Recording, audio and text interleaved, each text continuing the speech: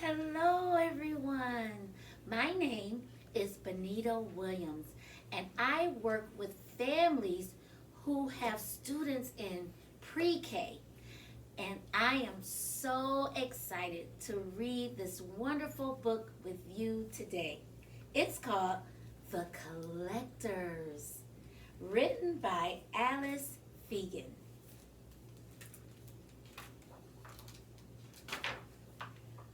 On the edge of the forest, Winslow and Rosie were building an impressive collection of natural wonders. Their treehouse, nestled in a tall oak, was the perfect place to display their treasures.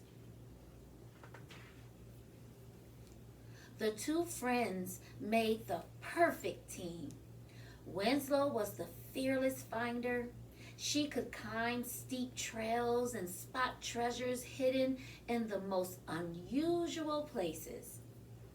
Rosie was the clever cataloger. She could identify countless plants and animals and skillfully sketch them in her field journal. Their collection was nearly complete. It had room for only one final piece. It has to be something we've never found before, something extraordinary. So they packed their gear and set off into the forest. They packed things like trowels, little shovels, headlamps, and then they put all of their things in their backpack. Winslow led the way up the trail and along the creek. Rosie followed carefully behind. "That's it," said Winslow, pointing to a giant gemstone. The jewel certainly was extraordinary, but it was too heavy. On they marched, farther into the forest, until it opened into a wide valley. Rosie noticed something poking out of the ground. She identified it as a Tyrannosaurus skull. They dug and they dug and they dug, but the bones were too big. While the girls climbed to an overlook, the sun peeked through the rain clouds. In the distance, Winslow and Rosie spotted a beautiful rainbow, but it was too far. Back on the trail, they continued hiking through an old spruce grove. Rosie spotted a rare red feather from a woodpecker she had never seen. Quickly, she sketched it in her field journal and reached for the feather, but it was too high.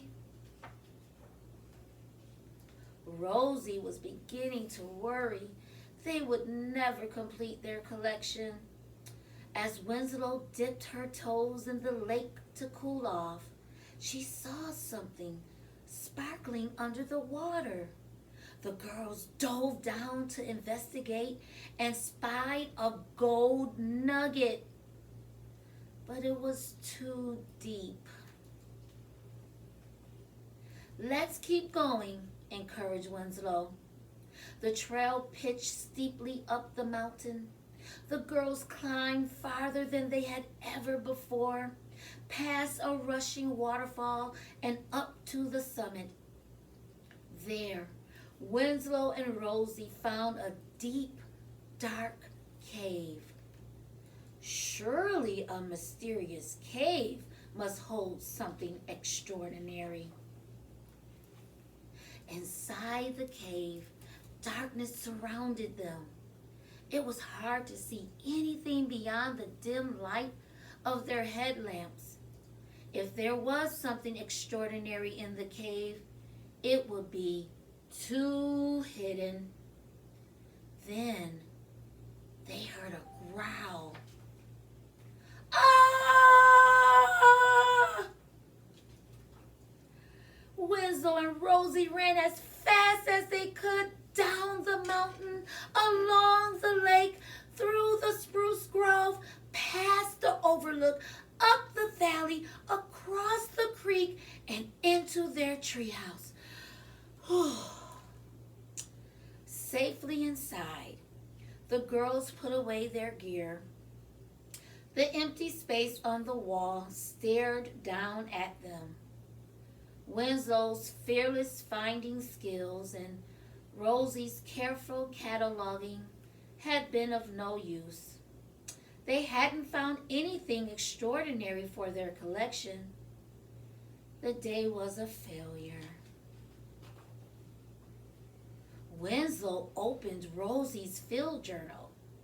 Maybe we didn't complete our collection, but you cataloged a rare bird species. Rosie smiled. True, she said. She looked at their map of the forest, and because of you, we explored farther than ever before. Winslow and Rosie decided to try again tomorrow, when suddenly they were interrupted by a strange noise. The girls watched with wonder as 3 baby birds hatched from their eggs. Something extraordinary had been there all along.